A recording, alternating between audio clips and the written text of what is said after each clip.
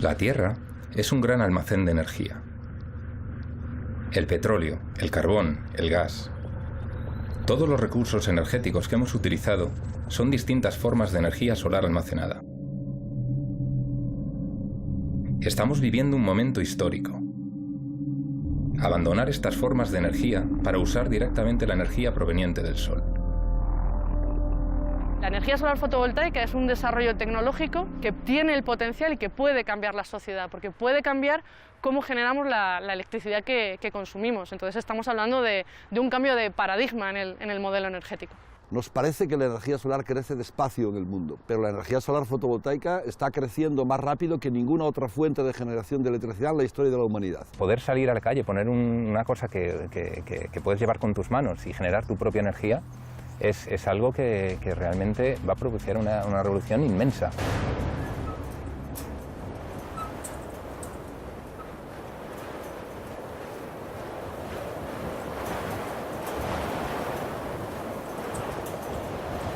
En el año 2009 se construyó este edificio de la izquierda y aquí se colocó una línea totalmente automática para fabricar los paneles solares, los módulos.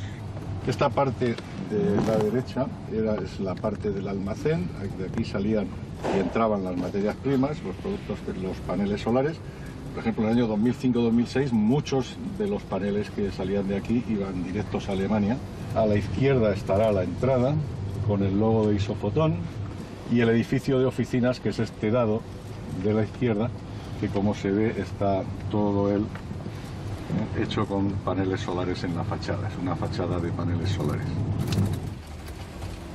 Isofotón empieza en el año 81, a partir del Instituto de Energía Solar, la funda Antonio Luque aquí en Málaga.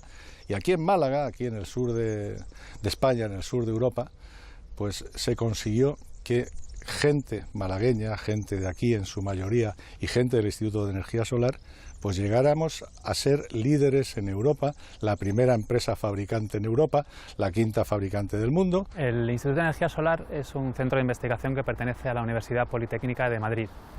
Y aunque formalmente se constituyó en 1979, las actividades empezaron antes, cuando un grupo de profesores liderados por Antonio Luque decidieron dedicar sus esfuerzos de investigación a la energía solar fotovoltaica, entender que era la respuesta a la crisis del petróleo del 72, el nacimiento de una conciencia del impacto medioambiental de nuestro modelo energético basado en combustibles fósiles. Había mucha tradición en creer que en España no se podía desarrollar nada, que nosotros éramos buenos para toreros, pero no para ingenieros, si lo puedo decir así, ¿no?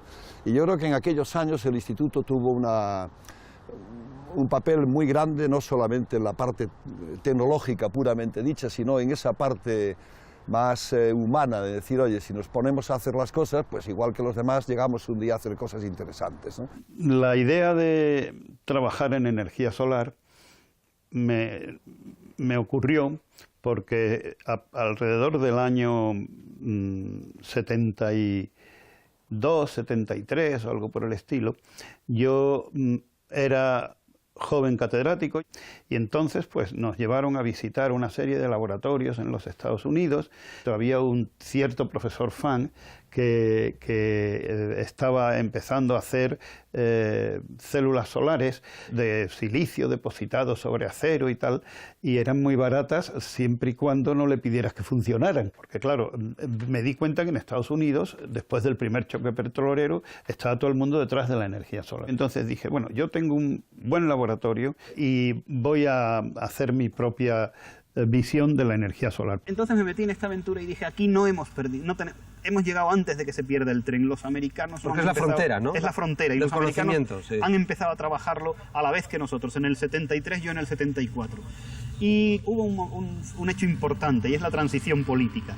La transición política produjo un interés social por la renovación de la sociedad española en general enorme. Y una de las bases de este interés social fue el interés por la energía solar, que está reflejado como uno de los temas prioritarios que se tomaron en los pactos de la Moncloa, que yo creo que fue un gran invento español. En la energía solar me he encontrado con el gusto de que a los españoles les interesa el tema, y por eso no pienso cambiar de él hasta que a los españoles les deje de interesar el tema. Y espero que nunca, porque como creo que esto va a ir a más... El Instituto de Energía Solar, al principio, era un sitio de gente muy ignorante. Todos sabíamos muy poquito.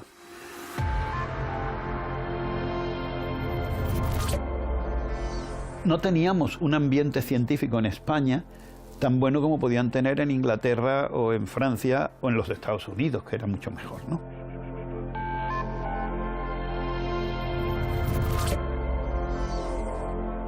Inventé lo que se llamaba la célula bifacial, que me parece que se patentó en el 76, y empecé a investigar en ese tema. Es una célula que es capaz de recibir la energía del Sol, la energía, la luz que procede del Sol por ambas caras, a diferencia de una célula convencional como las que hay en el mercado internacional, que solamente la cara de atrás no es capaz de recibir la energía. Estas células tenían una característica, o estos paneles tenían una aplicación muy clara. Como todo el mundo sabe, las casas en Andalucía en su mayoría son blancas, entonces se aprovechaba el reflejo de esas paredes blancas para que las células del panel pudieran recibir radiación por la parte posterior y así aumentar la eficiencia. De ahí surgió la idea de fundar Isofotón. Se puso en marcha con unos 40 millones de pesetas. Era bastante dinero. Es decir, estos 40 millones de pesetas los pusieron alrededor de 40 accionistas. Y entonces en 6 meses aproximadamente la empresa estaba montada. Y en un año había módulos en la calle.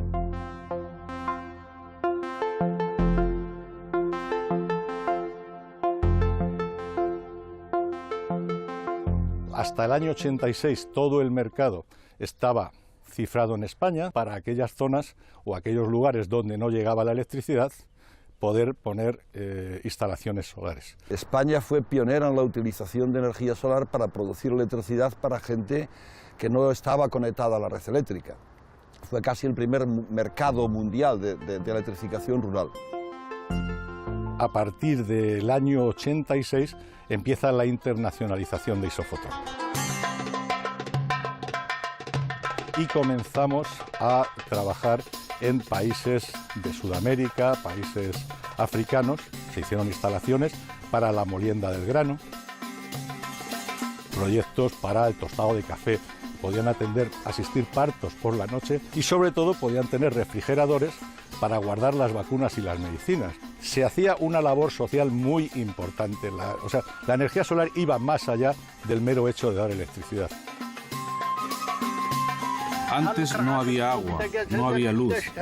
Cuando se presentaba un problema durante la noche, había que buscar una lámpara de petróleo. Ahora, con un pequeño gesto, tendremos luz.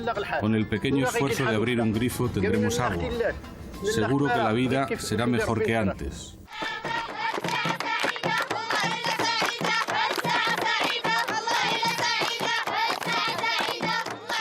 En el año 98 cambia un poco el panorama, porque en los países desarrollados surge la posibilidad de instalar paneles solares conectados a la red eléctrica, no para sitios aislados, sino conectados a la red.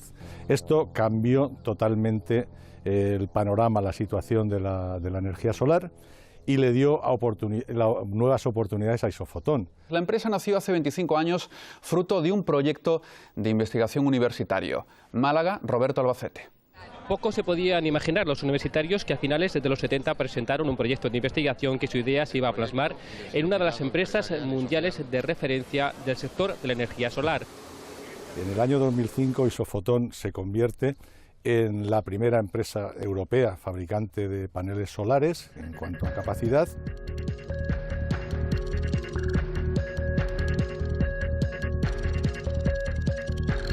Nuestro panel era el más instalado en Alemania, Alemania líder en energía solar, etcétera, etcétera, pero eran paneles de Isofotón en aquel entonces.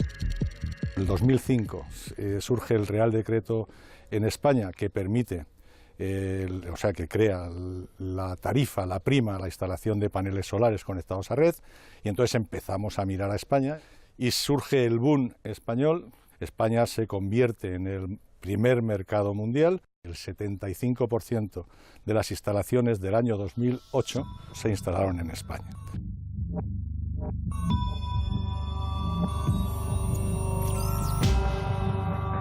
cambia el gobierno y entonces ¡brum!, viene todo el mundo a hacer negocio con eso, lo cual demuestra que la tecnología estaba muy madura. Se estaba discutiendo si la planta de energía nuclear, si Garoña había que desmontarla o no había que desmontarla. Y se estaba instalando la misma cantidad que lo que daba Garoña en fotovoltaico, pero se hizo en un año. O sea, Garoña se tardó, cualquier planta nuclear tardaba decenas de años en hacerse. Se pusieron unas primas pues muy altas. Entonces, ¿qué pasó? Que se mantuvieron fijas esas primas, mientras el coste de la tecnología iba bajando. Pero se hizo de una manera que al no bajar las primas, según iba bajando el precio de la fotovoltaica, se creó una burbuja fotovoltaica muy rápido. ¿Qué pasó? Vinieron inversores de fuera de España a instalar tecnología, en muchos casos no española, en España, pagada por españoles. O sea, quiere decir, fue algo que no se hizo bien. Se tradujo en un elemento más de creación de déficit en el sistema eléctrico. Esto también era una tradición española que había empezado con la construcción de más nucleares de las que nos hacía falta, luego pusimos más centrales de gas de las que nos hacía falta y después también pusimos más paneles solares de los que nos hacía falta. Por otro lado, permitió el desarrollo de la fotovoltaica y permitió que hoy estemos donde estamos, es decir, en ese sentido España fue pues, el que propició ese desarrollo rápido de la fotovoltaica, ¿no? Generó un saber hacer en instalaciones fotovoltaicas interesante, y ese saber hacer está haciendo que ahora hay muchas empresas españolas que están trabajando por ahí fuera. Esa parte pionera siempre está bien, porque cuando eres pionero haces cosas sin tener mucho modelo a imitar, lo que te permite aprender mucho. El fotovoltaico está creciendo de una forma tan importante que se preveía un problema de abastecimiento de la materia prima, que es el silicio purificado. Empezó a haber escasez de silicio. El silicio es la base, es el elemento, la materia prima base de las células solares. Entonces, un material que estaba normalmente entre 30, 40, 50, en el peor de los casos, dólares por kilo, de buenas a primeras, con el boom de fabricación, pasó a costar 100, 200, 300 y hasta 400 dólares por kilo. En Europa no éramos capaces de pagar esos precios porque no hubiéramos sido capaces de vender esos paneles al precio resultante. Nuestra tecnología era la mejor que había en ese momento, pero surge una máquina que empieza a funcionar desde el año 2005, que es la industria fabricante china.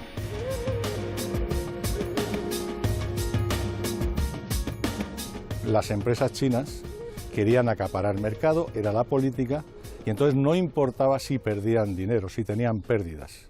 No podíamos seguir ese ritmo. Entonces se aprovecharon de esa situación, bajaron los precios de forma artificial y hundieron a empresas como Isofotón. Prácticamente un 60-80% de las empresas caen entre el año 2007 y el 2010. Es verdad que hemos perdido contra Asia, pero no solo España, toda Europa. Hemos perdido el pulso en la fabricación de los módulos fotovoltaicos, la hemos perdido totalmente, no hay ninguna empresa ahora fabricando en España y yo creo que es difícil imaginar que las vaya a ver en un futuro inmediato. Mientras Europa subvencionaba y primaba las instalaciones, o sea, la energía solar como tal, China subvencionaba y primaba la industria china. ¿Qué ha ocurrido? Que China se aprovechó de esas ventajas de la financiación europea para traer aquí sus productos y ahora China se ha aprovechado de la bajada de los precios para hacer las instalaciones en su país. ¿Va a ser esto bueno para el mundo? Bueno, va a ser bueno para el mundo porque los chinos van a conseguir hacer lo que nosotros no hacemos.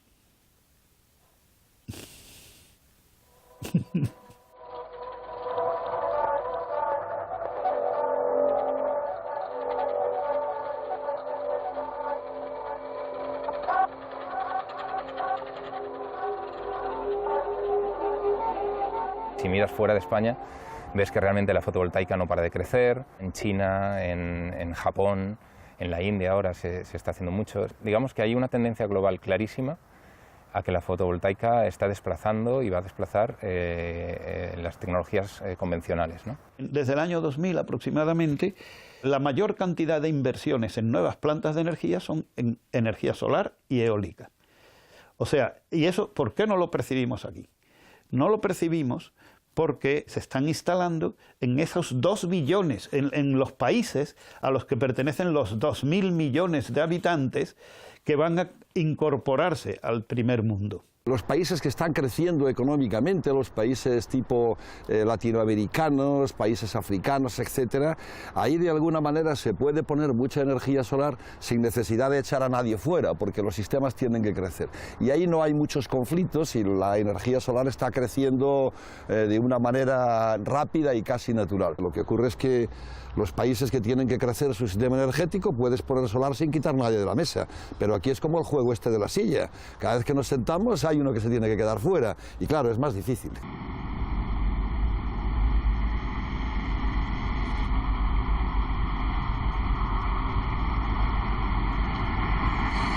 Europa en su conjunto el año pasado debió de instalar la mitad de energía solar que instalaba hace 5. El país que más instaló el año pasado fue Inglaterra. En Inglaterra tienen muy poco sol. España en el año 2008 instaló el 40% de la potencia mundial y el año pasado instalamos menos del 0,1%. Todo eso son anomalías propias de países que tienen sistemas energéticos ya muy grandes y donde meter uno más en en un sitio que ya está lleno es difícil, más difícil, ¿no?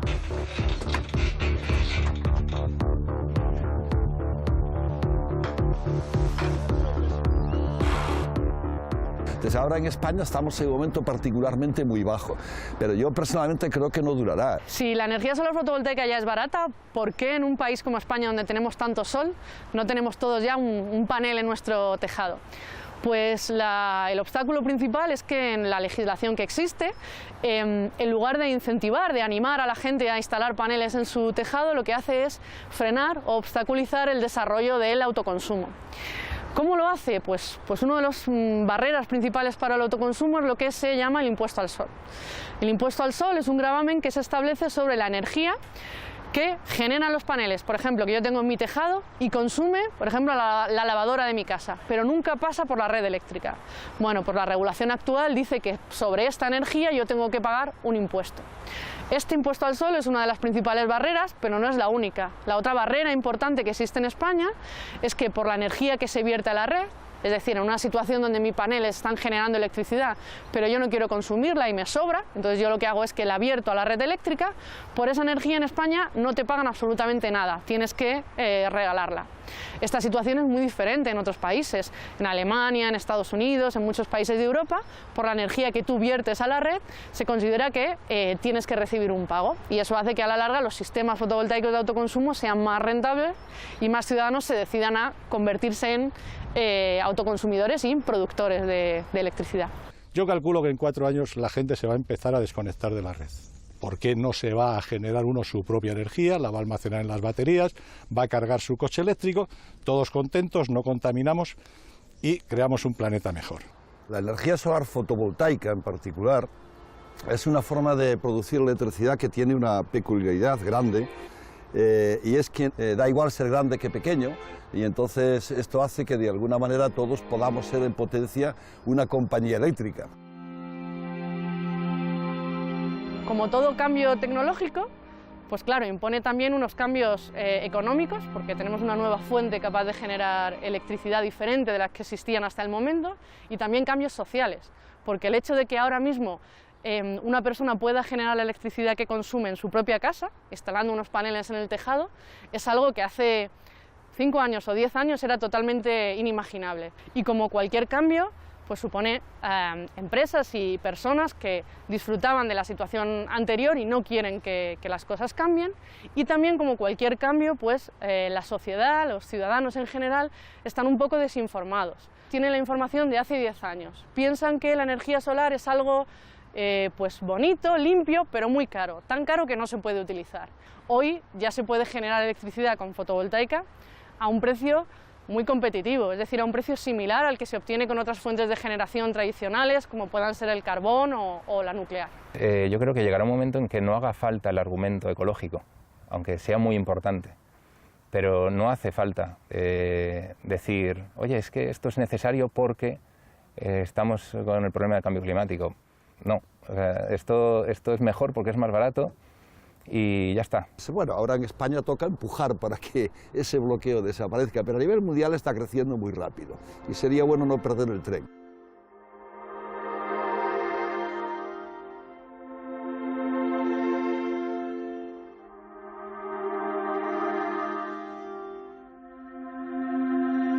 ¿Qué puede pasar de aquí al futuro? Que sería la pregunta. Las eficiencias han ido subiendo de forma importante. Aquí en Isofotón, cuando empezamos, las eficiencias eran del 8-9%. Esto ha ido creciendo de forma muy rápida y en la actualidad hay células ya pero comerciales, industriales, con eficiencias del 22,5%, del 23%. Entonces ahora mismo los institutos, entre ellos el Instituto de Energía Solar, ya están trabajando en ir más allá del 25%.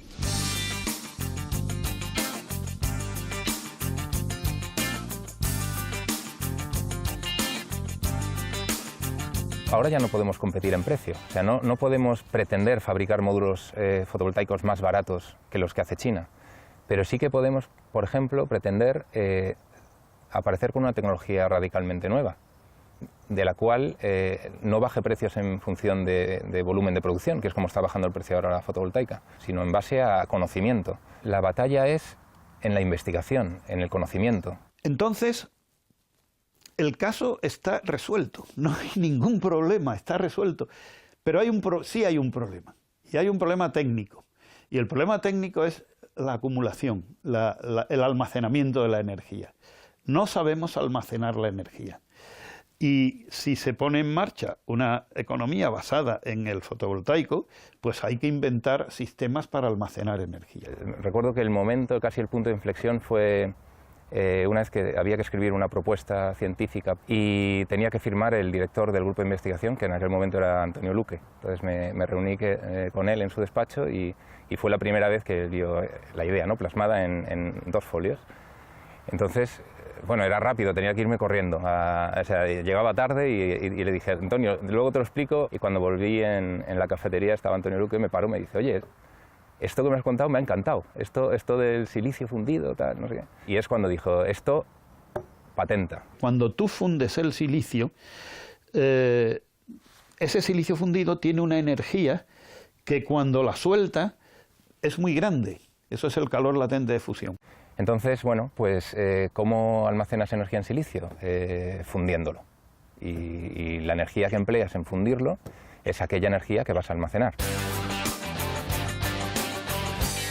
Y entonces ese silicio que fundes, la gente decía, bueno, ese tiene mucho calor latente, sí, pero pero la temperatura de fusión del silicio es 1400 grados centígrados, eso es mucha temperatura, eso es incandescente, eso no se puede manejar. ¿Y por qué no usamos fotovoltaico para convertir esa energía en energía eléctrica? Un contenedor con silicio fundido es como tener un sol pequeñito del cual puedes extraer energía, y la mejor forma de extraer energía de un sol es la fotovoltaica.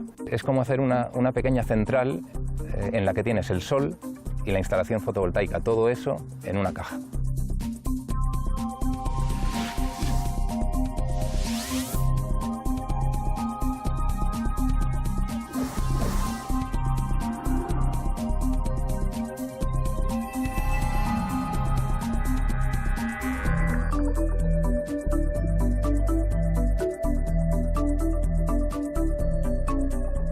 Estamos aquí para cubrir el expediente o para tener una línea en el currículum, sino para que realmente lo que hagamos tenga impacto en la sociedad y tenga impacto en el modelo energético y suponga un cambio. Yo creo que en el Instituto de Energía Solar una de las cosas que lo diferencian de muchos sitios y que le hace ser muy excelente en la investigación es que se atreve a hacer cosas que nadie ha hecho antes y con confianza en el criterio propio de pensar que las cosas salen, si te lo propones. En mi opinión es muy interesante, es apasionante realizar investigación en energía solar fotovoltaica hoy, porque estamos viviendo el cambio de esta tecnología. Esta tecnología ha pasado de ser una cosa rara que se estudiaba en un laboratorio a ser algo que de verdad empieza a ser una solución y empieza a utilizarse para generar la electricidad que consumimos. Si eso no lo ha hecho nadie es que no funciona, ¿no? Es negarte antes de empezar, en plan de, eso si no lo han hecho los alemanes o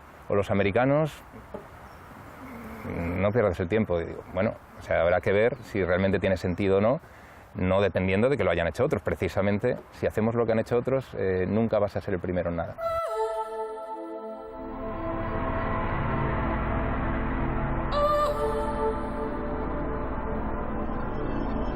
España tiene hoy unos científicos muy buenos, pero tiene una industria todavía muy poco científica. Eso es un desbalance que tiene España, un desbalance que habría que resolver, pero lo tiene. Si de algo estamos orgullosos es de los grandes conocimientos que tenían los técnicos de Isofotón. Tenía un activo en su fábrica, en su maquinaria, pero sobre todo en los conocimientos y la capacidad que tenía el personal de Isofotón. Era algo reconocido en todo el mundo. Hemos propuesto ideas nuevas, ideas originales, que además han arrastrado a otros investigadores y centros de todo el mundo que se han sumado a las mismas.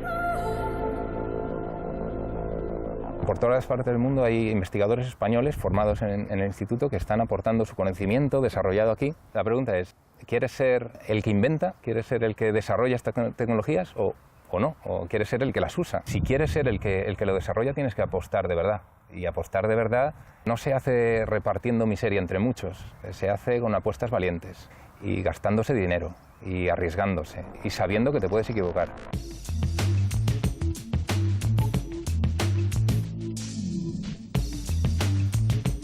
La energía siempre ha sido un asunto muy politizado, en el buen sentido del término. Se contempla mucho en términos maniqueos. Están los buenos por un lado, que son los que defienden la energía solar y tal, y los malos por el otro, que son los nucleares, los del carbón y todo esto, ¿no? Y esos análisis son siempre malos. A mí me parece que los análisis maniqueos son muy malos descriptores de la realidad. Y en este sentido creo que los institutos tenemos una cierta capacidad de poner encima del mantel un análisis un poco más frío de la situación, más real, y que por lo tanto es mejor para desarrollar estrategias y entender lo que pasa, ¿no? Yo creo que el instituto ha sido una condición necesaria para que la energía solar triunfe, y triunfe en España. Ahora todo el mundo sabe que la energía solar es el futuro. Ahora el baile es mucho más grande y los institutos, todos en general, tenemos un papel más pequeño en eso, de lo cual hay que alegrarse. Hay mucha más gente haciendo energía solar, ¿no? Me decía mucha gente, si tú estuvieras en Estados Unidos, yo decía, pues no sé lo que pasaría, pero yo la suerte que he tenido en España de ser catedrático muy joven, de no sé qué, en Estados Unidos hubiera tenido que ser muy listo para llegar a ese mismo nivel, más listo de lo que soy. Entonces yo en España tenía la ventaja de que tenía menos competencia, pero ahora nadie se atreve a hacer nada y cualquier acción pasa por 6 auditorías. Claro, y cualquier pregunta que hagas de si puedes hacer esto o lo otro, te contestarán que no, nada puede hacerse. Claro, cuando existe este ambiente en una sociedad, esa sociedad deja de ser creativa. Y es una de las muestras de la decadencia de Occidente. En cuanto tú eres consciente de que con las tecnologías que desarrollas eres capaz de propiciar revoluciones sociales, analizar eso y ser consciente de todo eso te convierte en un humanista, te importa el ser humano. Ahora mismo estamos viviendo otra de esas revoluciones tecnológicas cuyas implicaciones a futuro en las revoluciones sociales que están por venir somos incapaces de prever, pero desde luego que las va a haber. Y esto no hay quien lo pare, es decir, la energía del siglo XXI es la energía solar, clarísimamente. Que sí, que tenemos una tecnología que ha cambiado mucho en estos últimos 10 años y que ya es capaz de generar electricidad de manera limpia, sin emisiones de gases de efecto invernadero y de manera relativamente asumible en cuanto a su coste. Y en el futuro no hay más energía que la solar, eso hay que saberlo con claridad. El buey que tenemos para arar es ese, no nos guste o no nos guste. Vamos a ver un experimento de ver cómo hay una buena cantidad de energía que viene por detrás.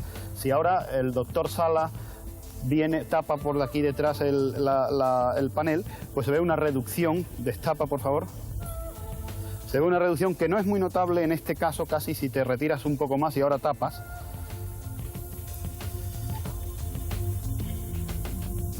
Bueno, se ve una reducción de energía que procede, que se observa viendo como la aguja baja, quitas de nuevo otra vez.